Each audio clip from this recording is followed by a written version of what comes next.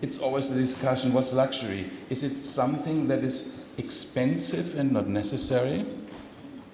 Or is it the enjoyment of the best in life? And my personal controversial case is today luxury is mostly European. My personal thought. And the question would be, really? Is that so? And if so, why? And my personal thoughts are, what are, in my thinking, ingredients of luxury? This is the traditional way of to describe luxury. It's in one of the new books published by the University of St. Gallen. Premium price, excellent quality, scarcity, uniqueness, ancestral heritage, aesthetic superfluousness. That's quite known. In my personal opinion, there are a few other necessary elements for creating luxury.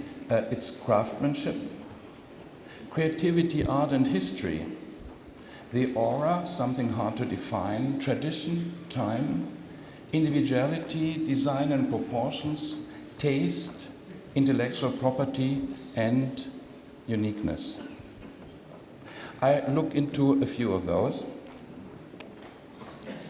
Craftsmanship in Europe is going back to the Middle Ages. It's a partially unbroken tradition fostered originally by all the European courts, and craftsmen were and are proud citizens in the European cities. So this is an ongoing tradition. You see a few older representation of the so-called guilds here. The other part, which I think it is also necessary, individuality, and in my opinion it's rooted in the European Renaissance. There are a few examples here. Typically for that is the great Italian Pico della Mirandola with his Oratio de Hominis Dignitate, where he describes the individual. The German artist, as an example, Albrecht Dürer. The universities, for instance, you have here the seal of the University of Bologna since 1088 ongoing, the sciences, and individuality can be described from people via clans and tribes to single individuality. I think that's also a necessary element of creating luxury. Design and proportion. We own a lot again to the Renaissance. Two examples, Leonardo da Vinci and the German Albrecht Dürer. To the great Italian architect Alberti about the perspective. To the other architect Palladio. And going back via the harmony or the golden ratio to the Greek-Roman times, reintroduced in Renaissance.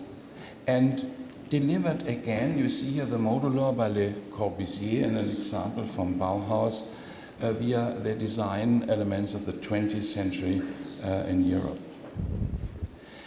Very complex thing, taste.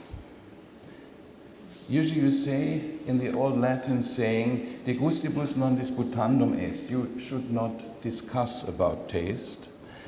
Sometimes you have to. I take two examples of cars in their time. One is the Ford Edsel, considered to be a near downfall to the Ford company, and the other is the Alfa Romeo Giulietta, which basically created Alfa Romeo as a brand in the 50s. And another view, also interesting, different typefaces in which you write. Do they create a certain understanding of taste? Question mark.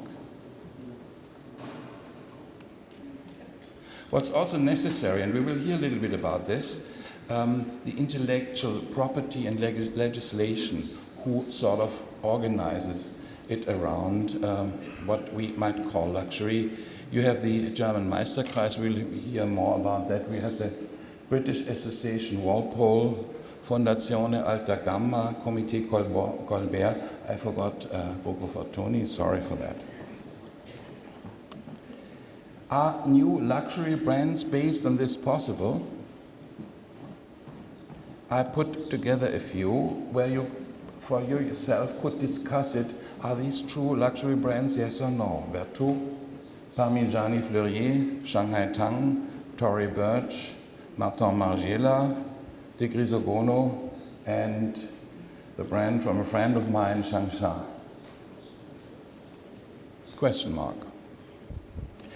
I come now, after these few personal thoughts about what could constitute luxury, to Leica camera, a luxury brand, question mark.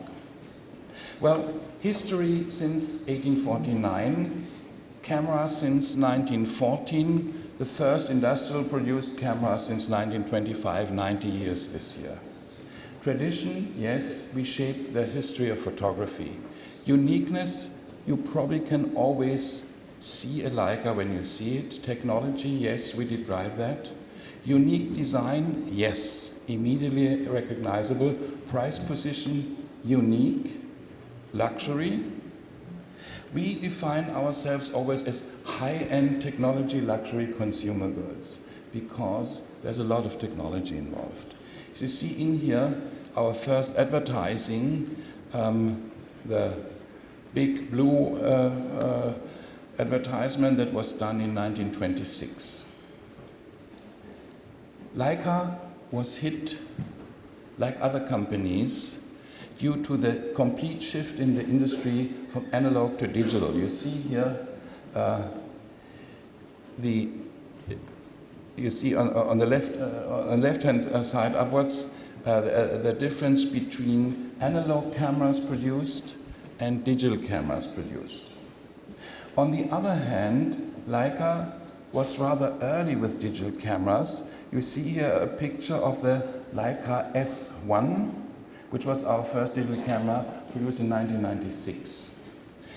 And you see on the bottom, the change and the restructuring was reflected in our figures, and we had a restructuring going on between 2005 and 2009, and since then we are in a nice black figures again. This is the company structure. The company is held by two groups. One is my family group, we have the majority, and the other one is a private equity group called Blackstone.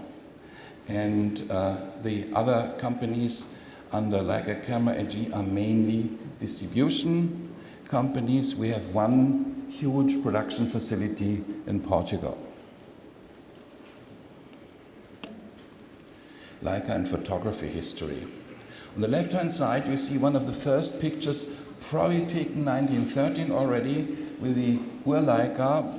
Some people say it was already done in 1913. We believe nowadays it's more like 1914. So when you're there again, today in Wetzlar, you still can take the same picture, hopefully with a Leica. In the middle, you see one of the key pictures which changed the appearance and the thoughts about the Vietnam War, shot by Nick Ut on a Leica. And you see also the picture shot on a Leica by Alberto Corda, the famous Che Guevara. We're a brand with proud customers, but we don't boast about our customers. You see on the right-hand side down here, Elvis Presley, for instance, with his first Leica. You see somewhere here one of the members of the royal family with his Leica, etc., etc. This is only something which we use for our own use, but we don't talk about that usually. The Leica design has a few core designs and then some variations. On top you see one of the variations that was done with the designer of the Volkswagen Group, Walter de Silva, in 2010. You see here at the end, on the right-hand side, a design variant done with Montclair. On the last row, second picture, you see something which we did with Paul Smith. So we have a traditional design, and from time to time, we work with designers to do something a little bit different. Craftsmanship and technology. Optical engineering since 1849, mechanical engineering since 1849, precision mechanics since 1865. And the Leica format, nowadays called full format since 1925, first company introducing S-spheres into production, etc., etc. I could have had 20 slides regarding this. I'll keep it to one. The key element for us since 2005 is the customer experience. We are the only company in this segment who is in the retail. We have roughly 200 point of sales worldwide. We differentiate between the boutique, it's a sort of shop-and-shop system, like with Fnac, with Yodobashi, with Mitsukoshi. We have the medium-sized store and the superstore, the flagship store you see on top, the picture of our flagship store in LA, and in the bottom, our totally differently looking flagship store in Kyoto. In our belief, there's only one luxury left, and that's art. And we show this since 1976 in the Leica Galleries. We have now 13 Leica Galleries worldwide, and this is what we show there. We show traditional photography and new photography, so that in the time of social media where everybody is taking pictures, we try to tell stories about photography. What is photography? We have also the Oscar Barnack Award, which is every year a renowned award, also since the 70s, and the Leica Hall of Fame, which once in a year we announce one of the leading photographers becoming a member of the Leica Hall of Fame. For our company, architecture is a brand statement, and our new headquarters in Wetzlar, back to the roots, where we produced between 1924 and 1988, shows this, that architecture, form follows function in a certain way, is part of the brand statement. Our claim is a German claim. It's called Das Wesentliche. Hard to translate, it's a very deep German word. Basically, it means the essential. We divide it between, in Hagens, hardware and software. Hardware, basically the products, software, the experience. It's a German claim, and we try to live this culture. And this is basically the philosophy behind the lemniscate, or the foundation for the future, between revolution and continuity. Because on the left-hand side, you see the first advertising, 1925. It was called Revolution. It was taken back shortly afterwards. It seemed a little bit too much for the Leica communication, lights communication at this time. And on the other hand, you see a picture of the Optische Werke Ernst Leitz in 1910. And we do things differently since 1925 because we can. That's what we say, that's our revolution. And our future is built on the fact that Leica has written photography history.